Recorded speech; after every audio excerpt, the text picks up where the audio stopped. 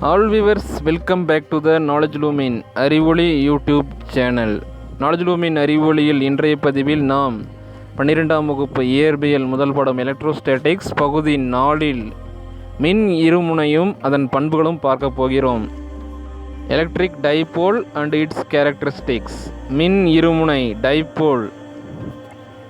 Two equal and opposite charges separated by a small distance constitute an electric dipole. அதாவது சிறிய இடைவெளியில் பிரித்து வைக்கப்பட்ட இரண்டு சமமான வெவ்வேறின மின்துகள்கள் மின் இருமுனையை உருவாக்குகின்றன. இரண்டு வெவ்வேறினா பாசிட்டிவ் அண்ட் நெகட்டிவ், நேர்மின் மற்றும் எதிர்மின் முனை பார்ட்டிகல்ஸ் மிகவும் சிறிய அளவிலான இடைவெளியில் பிரித்து வைக்கும் போது தான் அவை மின்துகள்கள் மின் இருமுனையை உருவாக்கும். இதில் பல மூலக்கூறுகளின் நேர் மின்துகள்களின் மையங்களும் எதிர் மின்துகள்களின் மையங்களும் ஒரே புள்ளியில் பொருந்துவது கிடையாது. அவ்வாறான மூலக்கூறுகள் நிலையான மின் இருமுனைகளைப் போலவே செயல்படுகின்றன. உதாரணமாக CO2 மற்றும் நீர், அம்மோனியா, HCl ஆகியவை இதற்கு உதாரணங்களாகும். மின் இருமுனைகளுக்கான உதாரணங்களுடன் மின் இருமுனை என்றால் என்னவென்று இப்பொழுது காணலாம். நாம் இப்பொழுது படத்தில் காண்கிறோம். இரண்டு சமமான தொலைவில் பாசிட்டிவ் அண்ட் நெகட்டிவ் நேர்மின் மற்றும் எதிர்மின் முனைகள் சமமான தொலைவில் மிக குறுகிய தொலைவில் பிரித்து வைக்கப்பட்டுள்ளன. அதாவது 2a தொலைவில் பிரித்து வைக்கப்பட்டுள்ளன. மின்னூட்டம் கொண்ட வெவ்வேறின துகள்கள் +q மற்றும் -q எடுத்துக்கொள்கிறோம். இதில் மின் இருமுனையின் திருப்புத்திறன் எலக்ட்ரிக் டைபோல் மூமெண்ட் நாம் கீழே வர மாதிரி நம்ம சொல்லலாம். x மற்றும் y அச்சில் தான் -q +q ஃபிக்ஸ் செஞ்சுருக்கோம். x ஆக்சிஸில். y ஆக்சிஸில் எந்த ஒரு பார்ட்டிகளும் நம்ம ஹாட் பண்ணல. -q மற்றும் +q இவற்றிற்கு இடையேயான இடைவெளியை a என நாம் எடுத்துக்கொள்கிறோம். இதன் மூலம் நமக்கு கிடைக்கக்கூடிய ஃபார்முலா பாருங்கள். p வெக்டார், அதாவது பொசிஷனை p வெக்டார் நோட் பண்ணுறோம், = qr + வெக்டார். இது +qக்கான ஃபார்முலா நாம் எடுத்திருக்கிறது. அதாவது qr + வெக்டார் ப்ளஸ் அது கூட -qr - வெக்டார். இதிலேருந்து நமக்குடைய ஃபார்முலா இங்கே r + வெக்டார்ன்றது a பாயிண்ட்லேருந்து +qவுக்கு வரையப்பட்டுள்ள வெக்டார். ஆப்போசிட் டைரெக்ஷனில் r - வெக்டார் என்பது a பாயிண்ட் ஆதிப்புள்ளியிலிருந்து -qவுக்கு வரையப்பட்டிருக்க வெக்டார் பாயிண்ட். இதில் நாம் பார்க்குறோம் பாருங்கள் படத்தில் +q -qன்னு ரெண்டு மின்முனைகளை எடுத்திருக்கோம். இதற்கிடையே மின்காந்த அலைகள் ஒன்றிணைவதற்கான படம். இதிலிருந்து நமக்கு கிடைக்கக்கூடிய ஃபார்முலா பொசிஷன் = QAI. இதில் -qலேருந்து ஏக்குள்ளே டிஸ்டன்ஸ் தான் QAI வெக்டார் நோட் பண்ணுறோம். இதில் -QAI இதனுடைய ஆப்போசிட் டைரக்ஷன் -i நோட் பண்ணியிருக்கோம். அந்த இடத்துல ஈக்குவல் ரெண்டையும் சேர்க்கும் போது 2QAI வெக்டார் என்ற ஃபார்முலா நமக்கு கிடைக்குது. இதன் மூலம் நாம் அறிவது மின் இருமுனையின் திருப்புத்திறனின் திசையானது இரண்டு மின் துகள்களை இணைக்கும் கோட்டின் வழியாக -qவில் இருந்து +qவை நோக்கி அமைவதை நாம் இந்த படத்தின் மூலம் மேக்னெட்டிக் லைன்ஸ் பார்க்கலாம். -qவிலிருந்து +qவை நோக்கி திசைகள் அமைந்திருக்கிறது. இந்த திருப்புத்திறனின் SI அலகு கூலும் மீட்டர். cm, கூலும் என்பது c, மீட்டர் என்பது m. மின் இருமுனை ஒன்றின் மின்புலக் கோடுகளை நாம் இந்த படத்தில் காணலாம். மின்புலக் கோடுகளை வைத்து தான் நாம் இதை பார்த்துட்ருக்கோம். இப்போது +- இவை ரெண்டிற்கும் இடையே உள்ள கோடுகளை நாம் மின்புலக் கோடுகள் என்று குறிப்பிடுகிறோம். அதாவது ஸ்டூடெண்ட்ஸுக்கு எளிமையாக புரிகிறதுக்காக தான் அந்த மின்துகள்கள் x அச்சிலே இருக்குது. -q +q இரண்டுமே x ஆக்சிஸ்லேயே இருக்குது. இதை மேலே z ஆக்சிஸ்லேயோ அல்லது y ஆக்சிஸ்லேயோ வைக்க வச்சிருந்தால் இது -qவும் +qவும் உள்ள திசைகள் பொசிஷன் மாற்றமடைந்து அமைந்திருக்கும். இதில் நாம் மின் இருமுனை திருப்புத்திறனின் மதிப்பை கண்டுபிடிப்பது தான் நமது நோக்கம். இதில் அந்த மின் துகள்களுக்கு இடையே உள்ள மின்னூட்டத்தின் மதிப்பை அவற்றுக்கிடையே உள்ள தொலைவால் பெருக்கும் போதே மின் இருமுனை திருப்புத்திறனின் மதிப்பானது நமக்கு கிடைக்கும்.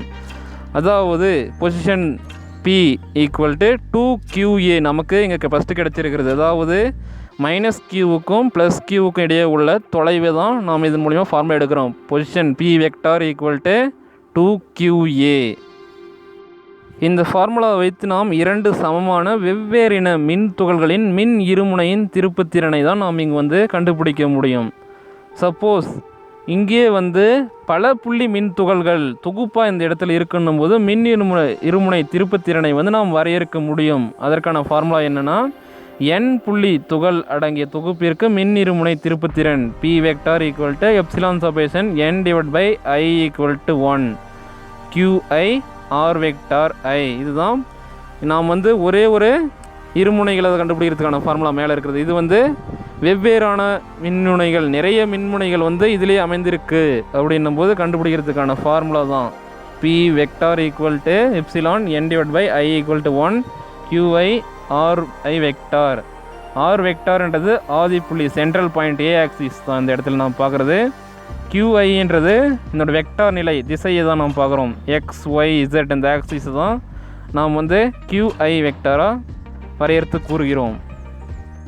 இதிலே பல மின் துகள்கள் தொகுப்பு அமைந்திருக்குன்னும் போது நாம் QIயை Q1 R1 vector plus Q2 R2 vector plus Q3 R3 vector plus etcetera equal to Qn Rn வெக்டார்னு நாம் அதிகமான மின் துகள் தொகுப்பு கண்டுபிடிக்கிறதுக்கு இந்த ஃபார்முலாவை நாம் பயன்படுத்திக்கலாம்.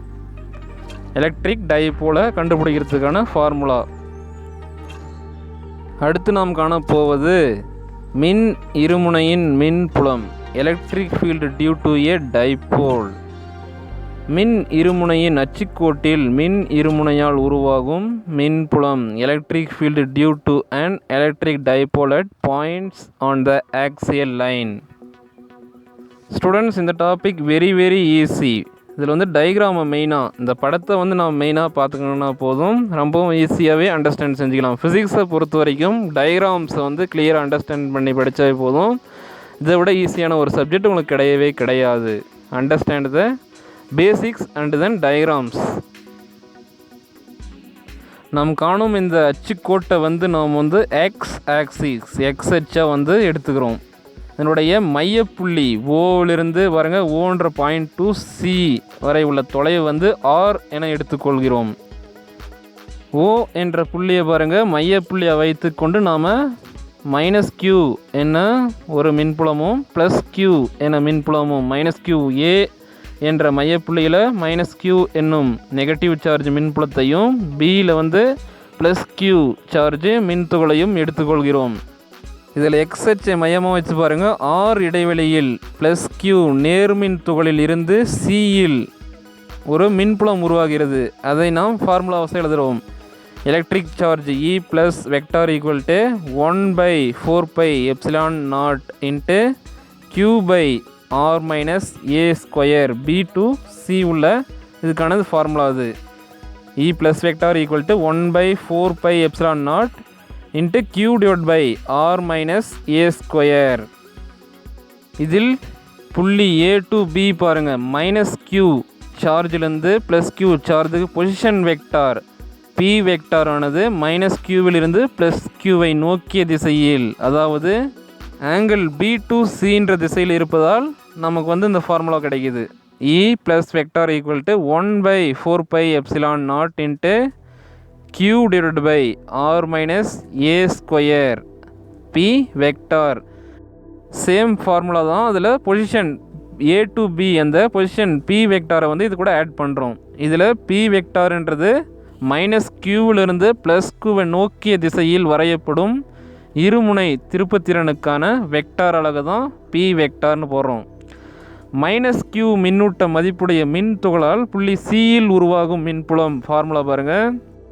இந்த டயக்ராம் கிளியராக பாருங்கள். நான் ஃபஸ்ட்டு ஃபார்முலா B +qவிலேருந்து சிக்கான மின்புலத்துக்கான ஃபார்முலா எடுத்தோம். இப்போ -q A -qவிலேருந்து சிக்கான ஃபார்முலா இப்போ எடுக்க போகிறோம். E மைனஸ் வெக்டார் அது நேர்மின் துகள், அதான் energy -vector equal to -1/4π epsilon naught into Q/R+A² P vector. Same formula. இது என்னது, நாம் எதிர்மின் துகள்லேருந்து எடுக்கிறதுனால மைனஸாக மாறுது, வேல்யூஸ் அனைத்துமே நெகட்டிவ் சார்ஜஸாக மாறுது. நாம் இப்போ -q அண்டு +q இரண்டுக்குமான ஃபார்முலா எடுத்திருக்கோம்.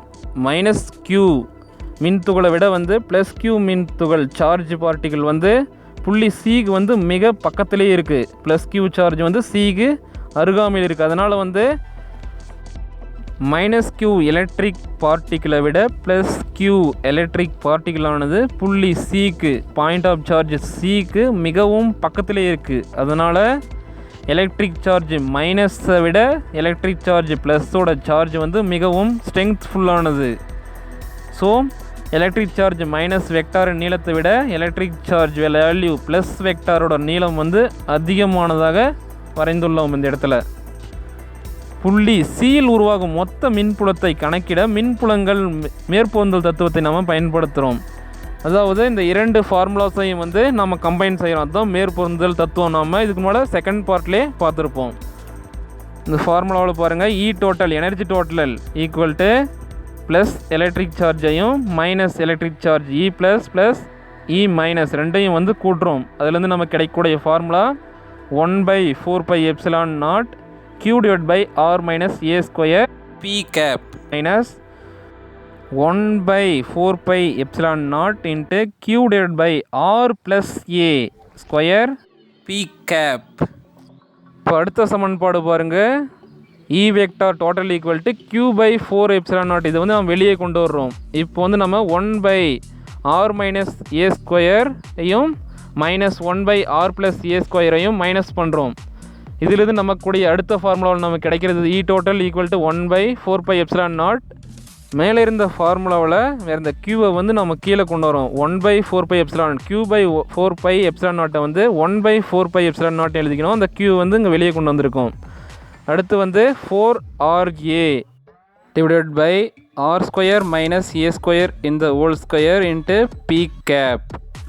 அடுத்தது வந்து பாயிண்ட் சார்ஜ் சி பார்ட்டிக்கிளானது மைனஸ் க்யூவை விட ப்ளஸ் க்யூ மின்துகளுக்கு மிகவும் அருகிலே இருப்பதனால் வந்து மின்புலத்தினுடைய திசையானது வந்து அந்த ப்ளஸ் க்யூ சார்ஜ், அதாவது இ ப்ளஸின் திசையிலே தான் இருக்குது.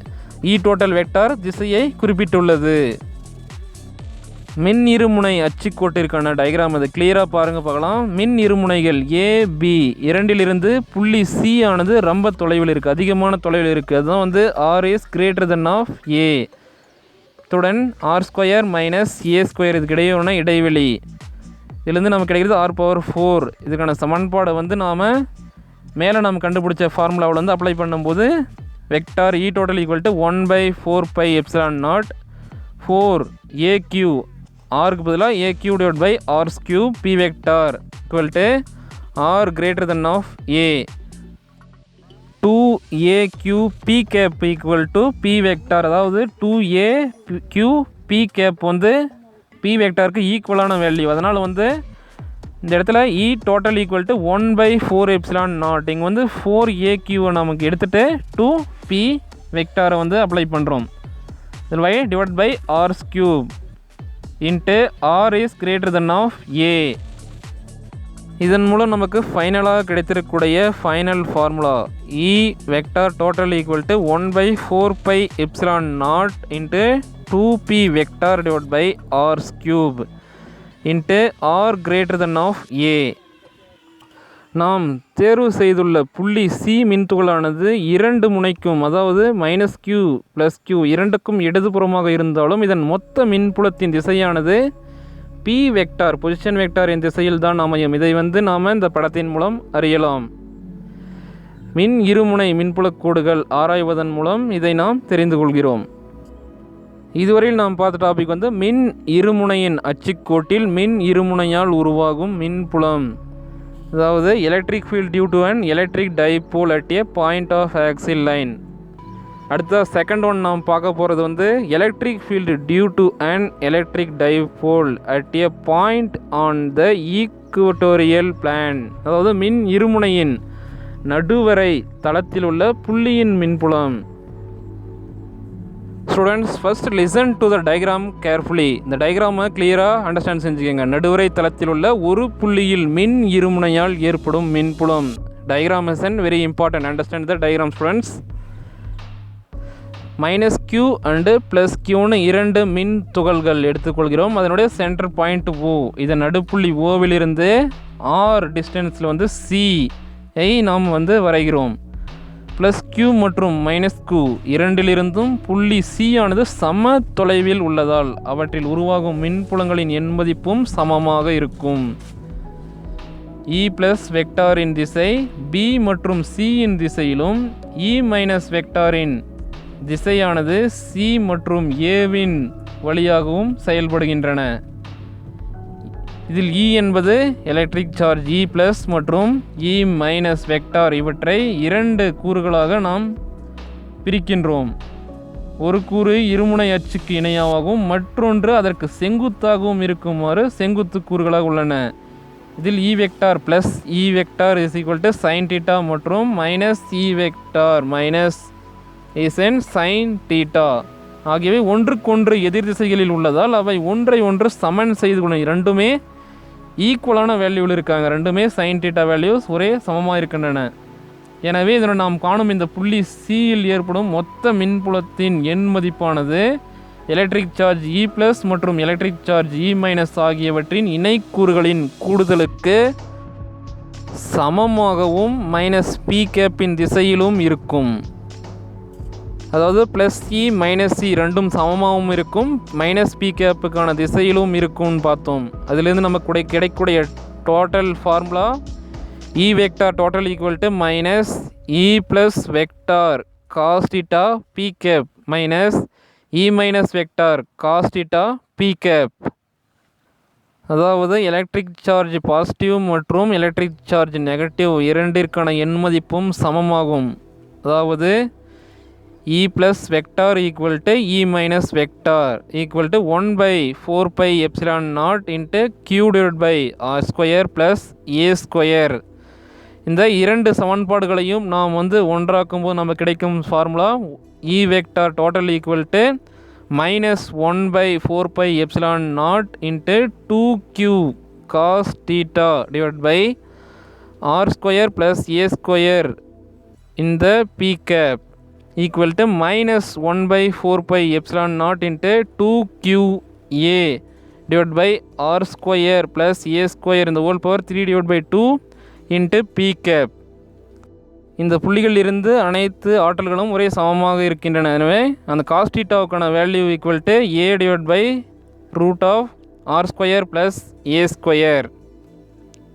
நாம் ஃபஸ்ட்டே பார்த்துருக்கோம் 2QAP கேப் P வெக்டாருக்கு சமம்னு. இதன் மூலம் நமக்கு கிடைக்கக்கூடிய formula E vector total equal to 1 by 4 pi epsilon naught into P vector divide by R square plus A square இந்த whole power 3 divide by 2. Electric charges positive negative இவற்றுக்கான தொலைவுகளுக்கான formula R greater than of A இவற்றிற்கான formula வச்சு நாம் இதை distance நாம் calculate பண்ணலாம். E vector total equal to minus 1 by 4 pi epsilon naught into P vector divided by R cube into R greater than of A.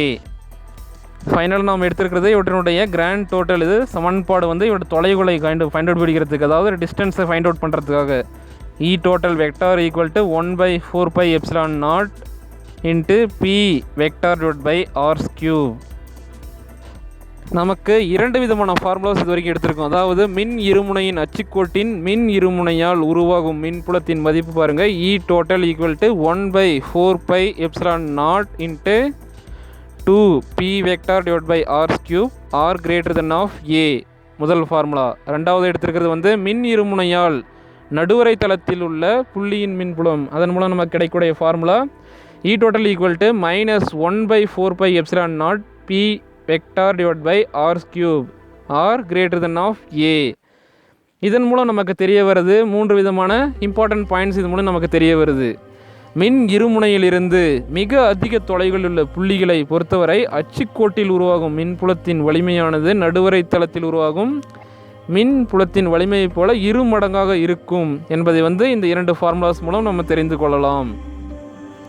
மின் இருமுனையின் அச்சுக்கோட்டில் உள்ள புள்ளிகளின் மின் இருமுனையால் உருவாகும் மின்புலத்தின் திசை இருமுனை திருப்புத்திறன் P வெக்டாரின் திசையிலும் நடுவரை தளத்தின் புள்ளிகள் அதற்கு எதிர் திசையில், அதாவது மைனஸ் P வெக்டாரின் திசையிலும் உருவாகின்றன. செகண்ட் பாயிண்ட், நம்ம எலக்ட்ரிக் சார்ஜஸ் மைனஸ் Q மற்றும் ப்ளஸ் Q ஆகிய தொலைவுகளில் இருந்து C சார்ஜ் பார்ட்டிகிள் மின்புலமானது அதிகமான தொலைவில் அமையும் போது இருமுனையிற்கான மின்புலம் வந்து 1/r³ என்ற அளவில் நாம் மாற்றம் அடைகிறோம். அதே ஒரு புள்ளி மின்துகள் மின்புலமாக இருந்தால் 1/r² என்று நாம் மாற்றம் அடைகிறது என்பதை நாம் தெரிந்து கொள்ள வேண்டும். அதாவது இருமுனை மின்புலமாக இருந்தால் 1/r³, அதே ஒரு புள்ளி மின்துகளான மின்புலமாக இருந்தால் 1/r². இந்த இரு சமன்பாடுகளில் இருந்து மூன்றாவதாக நாம் தெரிய வருவது என்னதான், டைபோல் மூமெண்ட் -q + q ஆகிய ரெண்டுமே வந்து ரொம்ப லாங்கில் இருக்குன்னும் போது நமக்கு வந்து r > a என்னும் ஃபார்முலா மட்டும்தான் இதுக்கு வந்து கம்ஃபர்டபுளாக இருக்கும். ஸ்டூடெண்ட்ஸ், இன்றைய பதிவில் நாம் மின் இருமுனைகள் பற்றியும் அதன் பண்புகள் பற்றியும், இரண்டாவதாக மின் இருமுனைகளில் உண்டாகும் மின் விசைகள் பற்றியும் பார்த்தோம். இந்த பதிவு சம்பந்தமான ஏதேனும் கேள்விகள் இருந்தால் கீழே கமெண்ட் பாக்ஸில் கமெண்ட் செய்யுங்கள். மேலும் இந்த தகவல்களை உங்களது பள்ளி மாணவர்கள் நண்பர்கள் அனைவருக்கும் தவிர்க்காமல் பகிர்ந்திடுங்கள். இனிவரும் பதிவுகளில் 12ஆம் வகுப்பு இயற்பியல் பாடத்தின் அனைத்து தகவல்களையும் பதிவிட உள்ளோம். எனவே நாலேஜ் லூமின் அறிவொளி யூடியூப் சேனலின் அனைத்து வீடியோக்களையும் தவிர்க்காமல் காணுங்கள். நாலேஜ் லூமின் அறிவொளி யூடியூப் சேனலின் அனைத்து வீடியோக்களையும் நோட்டிஃபிகேஷன் மூலமாக பெறுவதற்கு நாலேஜ் லூமின் அறிவொளி யூடியூப் சேனலை சப்ஸ்கிரைப் செய்யாதவர்கள் சப்ஸ்கிரைப் செய்து பெல் ஐக்கானை கிளிக் செய்து கொள்ளுங்கள்.